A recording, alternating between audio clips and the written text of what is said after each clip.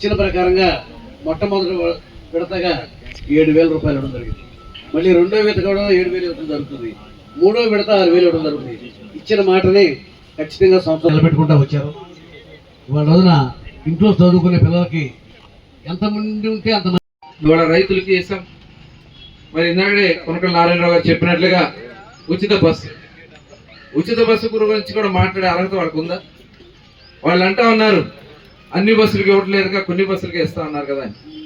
ఇవాళ 75% బస్సులు రాష్ట్రంలో దాదాపు మొత్తం బస్సులు 12,500 బస్సులు ఉంటే 8,500 బస్సులు ఇవాళ ఉచితంగా మహిళల కోసం ఏర్పాటు చేసినటువంటి ప్రభుత్వం మన కూటమి ప్రభుత్వం తెలియజేస్తాం. అంటే 74% బస్సులు. తెలంగాణ కన్నా కూడా మనం అధికంగా ఇస్తున్నాం, కర్ణాటక కన్నా కూడా అధికంగా మనం ఇస్తున్నాం. ఇవాళ ఈ బస్సులన్నీ కూడా మరి ఇస్తున్నటువంటి సందర్భం ఉంటే వీళ్ళు మాట్లాడే అర్హత వాళ్ళకి లేదు. అది కూడా రేపు 15వ తారీఖున అందించిపోతా ఉన్నాం.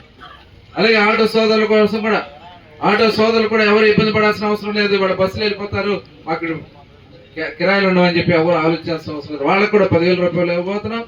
అదే కాకుండా వాళ్ళ ఆల్టర్నేట్ గా ఇవాళ ఎందుకంటే ఆయిల్ రేట్లు పెరిగినాయి కాబట్టి అవసరమైతే ప్రభుత్వమే కొంత సపోర్ట్ చేసి వాళ్ళకి సిఎన్జి కానీ ఎలక్ట్రికల్ ఆటోలు ఇవ్వడానికి కూడా ఇవాళ ప్రభుత్వం నిర్ణయం తీసుకుంటుందని కూడా ఈ సందర్భంగా నేను తెలియజేస్తాను. ఇవాళ ఈ ప్రభుత్వం ఒక మంచి ఆలోచనతో ఈ కార్యక్రమాలు చేస్తుంది. అన్ని ఇవాళ రోడ్లు గుంతలు అయిపోయినాయి. రోడ్లు ఎలా ఉన్నాయి ఇప్పుడు? బాగున్నాయి. గట్టి చెప్పాలి, రోడ్లు బాగున్నాయి లేదా? ఏ ప్రభుత్వం చేస్తా ఉంది? మన కూటమి ప్రభుత్వం చేస్తాం. రోడ్లన్నీ బాగు చేసాం. గ్రామాల్లో సిమెంట్ రోడ్లు 5 ఏళ్ళు వేసారా? చెప్పాలి గట్టిగా, 5 ఏళ్ళు వేసారా?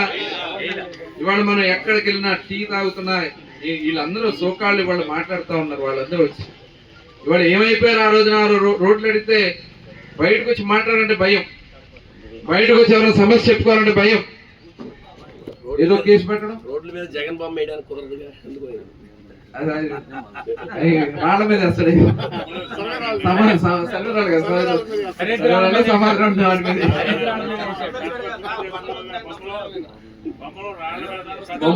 బొమ్మలు వేసుకోవడం తప్ప ఇవాళ చూడండి ఎక్కడన్నా మనకిచ్చే పథకాల మీద ఎక్కడన్నా బొమ్మలు ఉంటున్నాయా? ఎక్కడన్నా చంద్రబాబు గారి పేరు ఉంటుందా? ఇవాళ ఎక్కడ మన పేర్లు ఇప్పుడు మొన్న ఇచ్చారు అన్నదాత సుఖీబాబు కానీ ఎక్కడ కూడా అన్నదాత సుఖీబాబు అని పేరే పెట్టారు. కానీ జగనన్న భరోసా, జగనన్న తొక్క, జగనన్న కాలు, జగనన్న మొక్క ఈ తప్ప ఏమన్నా ఉన్నాయా? పంచాయతీ ఆఫీసులు రంగులు వేసుకున్నటువంటి దుర్మార్గుడ కాదు కదా. దానివల్ల ఎన్ని వందల కోట్లు నష్టపోయాం. పంచాయతీ ఆఫీసుల్ని ఇవాళ చూడండి, మనం ఎక్కడా కూడా పార్టీ రంగులు ఎక్కడ వేయటం లేదు. ఇవాళ మన ముఖ్యమంత్రి గారు కానీ, పవన్ కళ్యాణ్ గారు కానీ, నారా లోకేష్ గారు కూడా క్లియర్ గా చెప్పడం జరిగింది. ఎక్కడా కూడా ఇటువంటి కార్యక్రమాలు చేయడం లేదు. మరి నిన్న చూసాం పులివెందుల్లో ఎన్నికలు ఎప్పుడు జరగలేదు. పులివెందులు అంతా ఎనార్మస్ చేసుకోవడం లేకపోతే గుద్దుకుంటాం తప్ప ఏం లేదు. ఓట్లు వేయడం అని తెలియదు జనానికి. ఇవాళ ప్రజాస్వామ్యబద్ధంగా ఎలక్షన్ నిర్వహించినటువంటి ఘనత మన కూటమి ప్రభుత్వాన్ని కూడా ఈ సందర్భంగా ఈ రోజున అన్నదాత సుఖీభవ విజయవంతంగా రైతులకు ఇచ్చిన హామీని నిలబెట్టుకుంటూ మొట్టమొదటి విడత పేమెంట్ చేసిన సందర్భంగా మనమంతా కూడా ఈ సమావేశాన్ని ఏర్పాటు చేసుకోవడం జరిగింది. మరి రైతు బాగుండాలి. దానికి కారణం ఏంటంటే భారతదేశం మనకు బతకడానికి వ్యవసాయం తప్ప వేరే మార్గాలు లేవు. 100కి 25 మంది మాత్రమే ఏదైనా ఉద్యోగాలు కానీ, వ్యాపారాలు కానీ, ఇతర బతుకు తెరువుల మీద ఆధారపడి జీవిస్తారు. 75 మంది వ్యవసాయం మీద, వ్యవసాయ ఆధారిత పనుల మీద జీవిస్తూ ఉంటారు. రైతు బాగుంటేనే 75% ప్రజలు బాగుంటారు.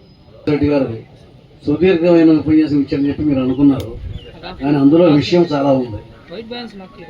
ఏ రకమైన పంటలు పండిస్తే డిమాండ్ ఉంటుంది, ఏ రకమైన వ్యవసాయం చేసేటప్పుడు మెలకువలు పాటించాలి, రసాయనాలు వాడితే, పురుగు మందులు వాడితే, ఎరువులు వాడితే నేల మంచి స్వభావాన్ని కోల్పోతుంది. మీరు పండించే పంటలకి రిటర్న్ అయిపోతాయి. ఇవాళ అమెరికా నుంచి కానీ, చైనా నుంచి కానీ వాళ్ళు ఏ రకమైన రసాయనాలు ఉన్నా కూడా తిప్పి పంపించేస్తున్నారు. కాబట్టి వ్యవసాయాన్ని వాళ్ళు మీకు మార్కెట్లో తెలుసు, ఎరువులు లేకుండా పండించిన దానికి మంచి ధర, ఎరువులతో పండించిన దానికి తక్కువ ధర. చంద్రబాబు నాయుడు గారు కూడా ఒక రైతు కుటుంబం నుంచి వచ్చినాడే. ఆయన కుటుంబం కూడా చాలా కాలం వ్యవసాయం మీద ఆధారపడి బతికిన కుటుంబమే.